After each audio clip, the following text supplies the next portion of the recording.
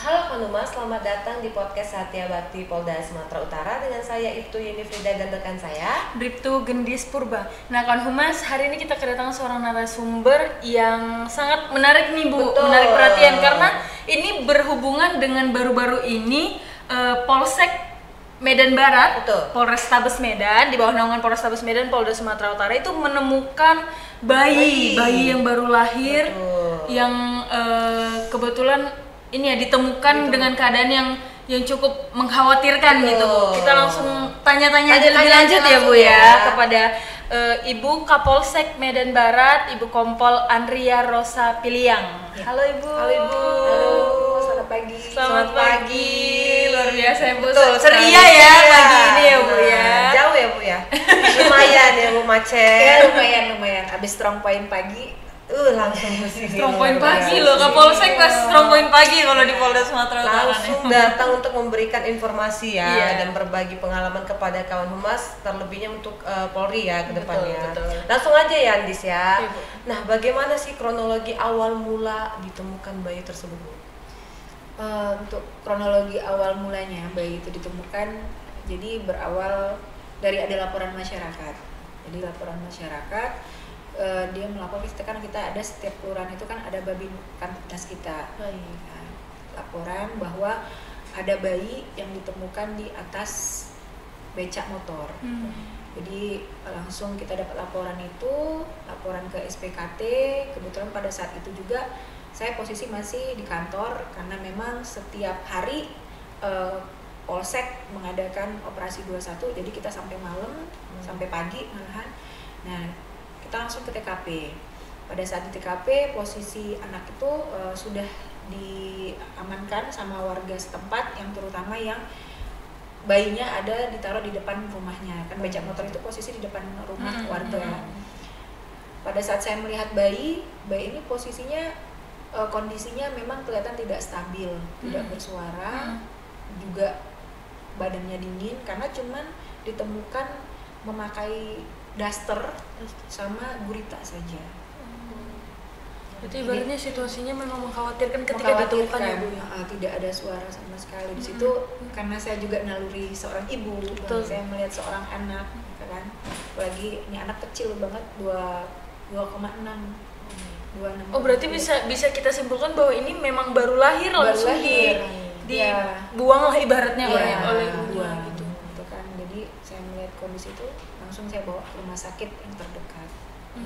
Langsung mendapatkan pertolongan. Pertolongan pertama memang karena saya melihat anak ini sudah tidak sehat, Sudah tidak stabil ya. tidak stabil. Nah Bu, setelah ditemukan nih, setelah dibawa ke rumah sakit, untuk dari pihak Polsek Medan Barat sendiri nih Bu, tindakan apa yang dilakukan dengan adanya kasus ini gitu Bu? Kalau tindakan pertama kita sebagai seorang Polri menemukan seorang bayi, pertama itu namanya kita manusia itu yang pertama keselamatan. Betul. Ya. Keselamatan kita bawa ke rumah sakit terdekat. Kalau memang ada di situ klinik, karena kondisi di sana tidak ada klinik, kita bawa ke rumah sakit, yaitu Rumah Sakit Royal Prima pertama awalnya. Di sana saya minta tolong kepada pihak rumah sakit, ini anak tolong diselamatkan dulu karena saya posisi menemukan dia tidak ada bersuara, tidak menangis. Sudah dingin ya Bu? Sudah dingin juga, tangannya sudah biru, kelihatan ada birunya. Jadi langsung dihangatkan pada saat itu di Rumah Sakit Royal Prima, dan pada saat ditepuk-tepuk udah bersuara, di situ saya sudah sedikit lebih bisa bernafas lah ibaratnya ya. Sedikit lega ya Bu. Nah, kita seorang manusia juga Betul. melihat seorang bayi dibuang seperti itu, kita juga tidak tega. Betul. Nah, untuk keadaan bayi saat ini bagaimana Bu? Bayi saat ini alhamdulillah sudah dalam perawatan. Kemarin pada saat kita temukan, karena posisi ari-arinya sudah dipotong, dan saya tahu pasti ini tidak steril pada pelaksanaan dia dilahirkan ini, jadi kemarin sempat infeksi. Cuman alhamdulillah kita sudah, karena ini diperawatan oleh dokter, jadi sudah bisa disembuhkan. Kemarin sempat infeksi dan alhamdulillah tidak demam. Kemudian kulitnya juga pada saat itu juga karena posisi di luar itu kering, anak itu kulitnya sempat kupas-kupas, dan alhamdulillah sekarang udah normal. Ya. Berarti jauh lebih baik ya Bu? Jauh lebih baik, dan sekarang udah kelihatan wajah anaknya gantengnya itu. Ganteng, berarti laki-laki. Ya. Wow. Nah Bu, kira-kira pelakunya sudah terungkap belum sih Bu saat ini? Jadi Sudah ditemukan? Iya. Kita tidak membutuhkan waktu 1x24 jam pada saat itu karena memang kita langsung melakukan olah TKP. Karena memang olah TKP suatu kasus ini berhasil kita ungkap itu karena satu olah TKP. Olah TKP kita pemeriksaan saksi-saksi setempat, masyarakat yang di sana, kemudian juga kita mengambil CCTV. Jadi kita CCTV kita urut. Karena pada saat kita lihat CCTV pertama, ini seorang pelaku ini membawanya pada saat malam hari. Berarti dia sendirian ibaratnya? Sendirian, ya. Dan memang ibunya? Iya, dan jalan kaki. Jadi kita ambil CCTV sampai dia berhenti di mana kita ambil semua. CCTV yang dia lewatin itu. Jadi ya juga alhamdulillah Tuhan juga membantu kita kan, karena kita menyelamatkan seorang jiwa manusia ya. Betul. Kan kita dimudahkan. Di situ kita tanya pada warga-warga setempat, pernah melihat enggak wajah seorang perempuan ini. Kita dibantu warga setempat juga, ternyata ada di posisi di rumah tersebut. Berarti ibaratnya memang masyarakat di sekitar wilayah ditemukannya bayi kamu? Jauh dari jauh, lumayan jauh. Jadi memang kita urut CCTV-nya. Oh baik. Berarti kerja sama tim yang baik ya Bu ya. Dari Ya. awal kerja sama masyarakat juga dibantu dengan ini juga ya kan. Akhirnya ketemulah pelaku seorang ibu ya. Iya, seorang wanita. Saya kepo nih Bu. Oh iya benar. Motivasinya ya. Enggak, lebih ke ini sih Bu, lebih ke ibunya ketika ditanyain nih pasti ibu sendiri mungkin sudah bertanya kepada si pelaku gitu. Iya. Apa sih yang ada di dalam pikirannya gitu? Kok bisa sampai setega bisa, itu ya, ibaratnya darah gitu daging ya. sendiri gitu Bu. Saya sudah bertanya sama ini ibu ya, kenapa dia mau buang ini anak. Seharusnya kalau memang dia tidak mau anak ini, dia bisa kasih sama orang. Betul, banyak pilihan lain banyak gitu. Pilihan yang maksudnya tidak mencelakakan dia sendiri gitu, ya kan. Dia bilang dia sudah tidak tahu mau kemana. Istilahnya dia juga di sini di Medan ini tidak ada sama keluarga, dan dia juga tidak mau sharing sama orang, malu gitu kan, sehingga dia berpikiran pendek, ini lebih baik dibuang. Dan dia juga karena ini istilahnya hubungan tidak atas perkawinan, dia juga rasa malu itu ya kan, hubungan gelap lah istilahnya kan.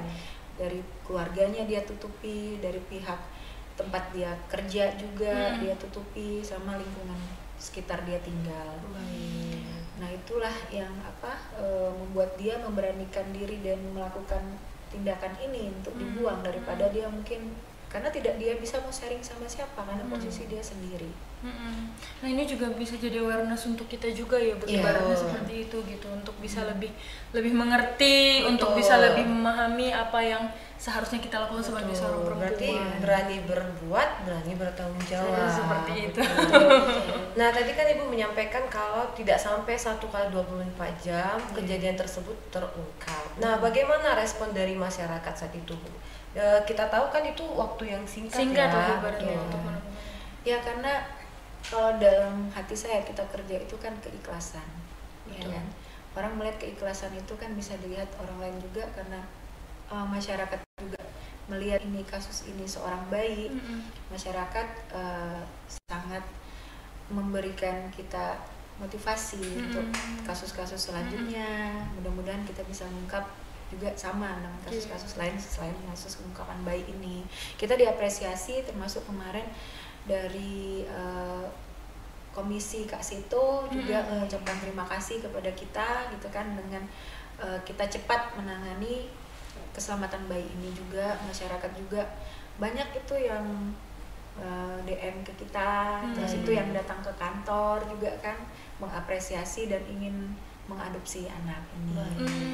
Cuman saya sampaikan anak ini masih posisi harus dirawat, saya bilang.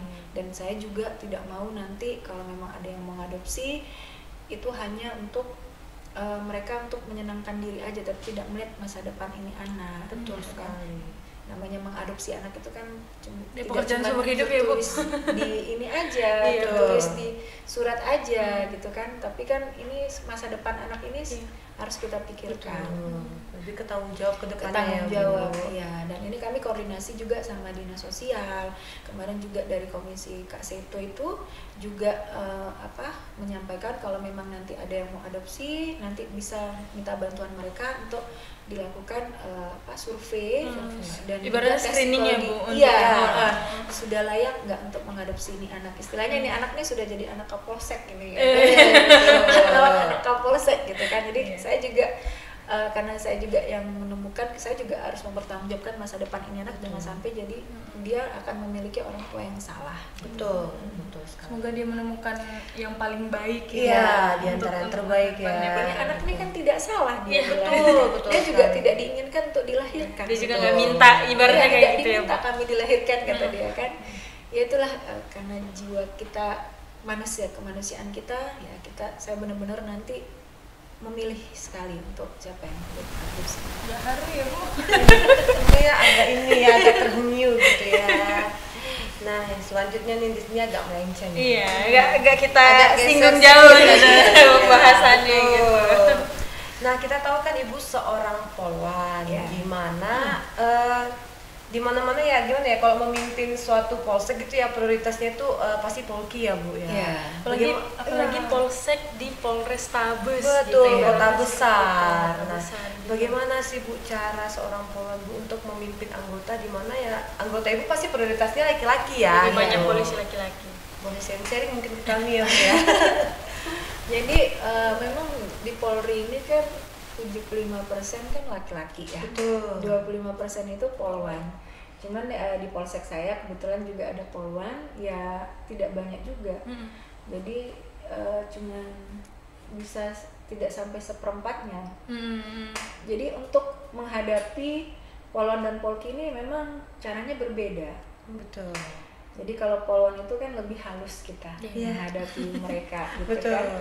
Di posisi saya ini kalau di polsek itu kan banyak anggota-anggota yang senior sudah senior yang udah mau pensiun juga gitu ya kan.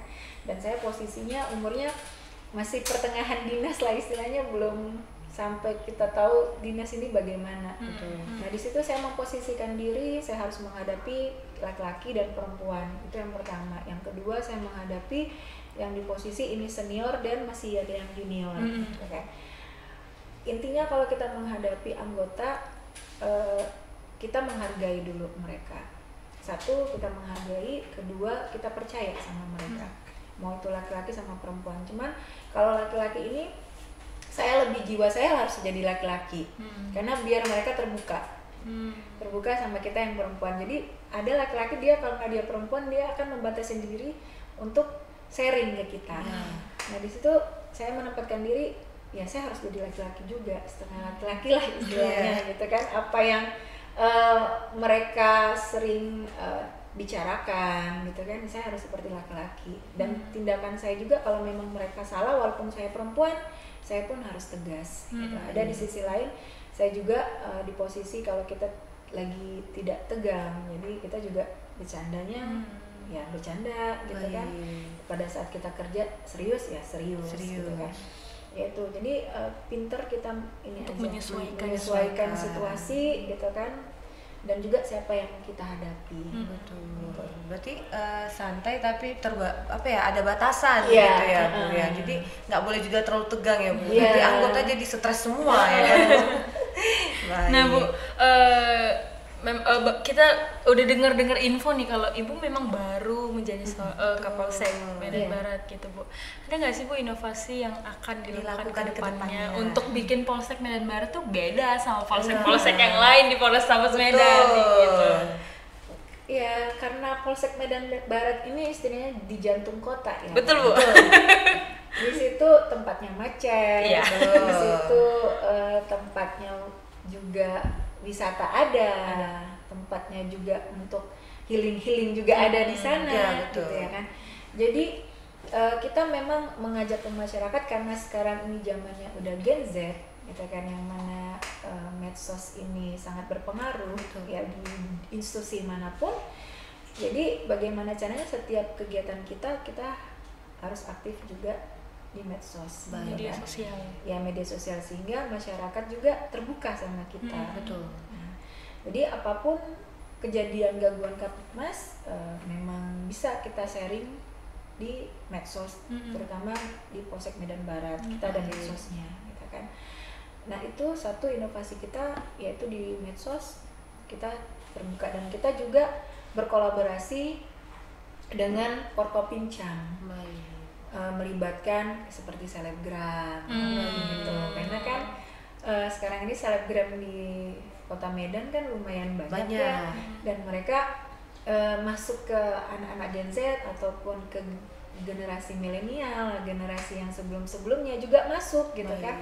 Apalagi di posisi saya baru pertama kali dinas di Polda Sumatera Utara. Jadi baik bahasa ataupun juga masih belajar, dan itu akhirnya saya berpikir, oh ini kita harus ada perubahan ini. Saya pun harus ada berubah, mengikuti zaman sama mengikuti situasi saya di sekarang di mana. Gaya orang Medan ya. Jadi di situ masyarakat lebih dekat sama kita, gitu kan. Nah makanya karena yang terpenting itu yang pertama, yang kedua anggota juga saya usahakan sama masyarakat kita sering dekat, gitu kan. Berinteraksi. Jadi sama berinteraksi. Kita datangin door to door gitu ke masyarakat kan, Sambang gitu kan, terutama Babin Kamtipmas gitu kan, memberikan himbauan-himbauan yang terkait atensi pimpinan, yang mana atensi pimpinan ini juga laporan-laporan dari masyarakat itu, terutama yang 3C, geng motor gitu, itu yang atensi seperti itu kita door to door ke masyarakat. Ya, Babin Kamtipmas ini tiap hari dari pagi sampai sore gitu kan. Terus juga saya berkolaborasi sama Forkopimcam, kita membuat suatu program ini setiap sebulan 2 kali ya, kita ini patroli bersama. Patroli bersama sama Forkopimcam, karena di situ kan masyarakat melihat kalau sudah Forkopimcamnya sudah kompak, masyarakat juga kompak untuk menjaga gangguan Kamtipmas kita. Betul sekali. Ya. Kalau ada ibaratnya dari Forkopimcamnya sendiri saja sudah mau bergabung untuk menciptakan menciptakan situasi keamanan, yang situasi yang betul. aman, itu pasti masyarakatnya juga melihatnya juga enak. Mereka juga terpacu, ayo kita biar aman ya wilayahnya ini gitu. Nah tadi kan Ibu menyampaikan ada berbagai inovasi ya Bu yang akan Ibu pelaksanakan ke depannya. Nah ada nggak sih Bu platform tempat pengaduan apabila di wilayah hukum Polsek Medan Barat terjadi gangguan Kamtipmas? Ada. Jadi kita sudah membuat call center ya. Call center bisa pengaduan masyarakat, baik itu bisa di Instagram, kemudian kita juga ada WhatsApp-nya, kemudian juga kita sekarang TikTok juga kan bisa kan ya, message juga bisa kan. Jadi kita terbuka semua. Jadi masyarakat alhamdulillah karena itu sudah juga kita sosialisasi, baik itu secara door to door itu yang tadi kita sampaikan ataupun secara medsos. Jadi masyarakat sekarang udah banyak yang setiap kalau misalnya ada, Bu ini setiap malam minggu ada geng motor tawuran di sini. Jadi itu membantu kita untuk cepat ke lokasi. Jadi daripada masyarakat mengirim ke medsos, lebih baik langsung ke tempat pengaduan kita. Jadi kita cepat untuk ke TKP. Lebih bagus diadukan dulu daripada diviralin dulu. Tapi kalau Numas jangan iseng kasih laporan palsu jangan iseng, karena kan kalau misalnya kita iseng tapi ada yang beneran kan nanti yang bener ini jadi terbengkalai kan Bu. Iya betul. Nah Bu, mungkin ini pertanyaan terakhir nih Bu. Setelah mungkin masih sebentar ya Bu jadi Kapolsek nih. Kira-kira suka dukanya apa sih Bu menjadi Kapolsek? Atau kultur shocknya nih Bu, gitu datang ke Medan nih, ketemu gimana orang Medan ya? Medan nih ternyata seperti ini gitu. Ada nggak sih Bu? Jadi dengan perbedaan saya pindah dinas ini ya tantangan saya. Jadi istilahnya saya dari Jawa yang ketemu sama masyarakat warganya tuh yang ngomongnya halus gitu kan, lembut. Di sini saya otomatis saya juga merubah diri saya lebih ngomongnya kata orang harus lantang gitu kan, menyesuaikan gitu kan. Jadi itu tantangan saya mau itu apa ya, perubahan itu bagi saya tidak ada yang tidak bisa, Betul. gitu kan. Dan saya memang harus mempelajari, namanya kita di Polri itu siap ditugaskan di mana saja. Betul. Otomatis kita juga siap untuk merubah diri kita di situasi apapun. Betul sekali. Sampai sekarang ada cerita lucu nggak sih sama orang Medan kira-kira? Cerita lucunya ada, awal baru 2 hari lah di kasus ini. Jadi ada laporan dari masyarakat, langsung kita ungkap, itu satu keluarga yang datang. Ucapin terima kasih. Ucapin terima kasih untuk datang melihat keluarganya yang lagi kita baik. periksa. Kekeluargaannya memang Kekeluargaannya kuat di Kota Medan ya. Iya. Kuat ya, sangat kuat. Tapi kalau satu keluarga itu namanya nakut-nakutin sih ya. Jadi takut-takutin ya Bu ya. Iya. Baik, mungkin mau dipanjangin mungkin ini ya. Iya, Bu, ceritanya pasti agak Iya, jauh lebih banyak. seru ya. Seru. Tapi waktunya terbatas Iya, nih. Tapi benar, mungkin di lain benar. waktu Di lain bisa waktu kita undang bisa lagi kita untuk undang memberikan ya prestasi barangkali atau apapun itu Bu. Nah terakhir mau ada nggak sih closing statement Bu? Mungkin bagi Himbauan kamu- ya, ke betul. masyarakat di sekitar Polsek Medan Barat ataukah ke rekan-rekan Polri anggota lainnya. Polri. Mulai Silakan, di di kamera 3. tiga. Untuk warga Medan, khususnya Kecamatan Medan Barat, kami dari Polri siap untuk melayani dan menjaga Kamtipmas di wilayah kita. Jadi untuk warga Medan Barat, jika memang ada permasalahan gangguan Kamtipmas, bisa langsung ke layanan WhatsApp pengaduan kami, bisa lihat nanti nomornya di Instagram Polsek Medan Barat.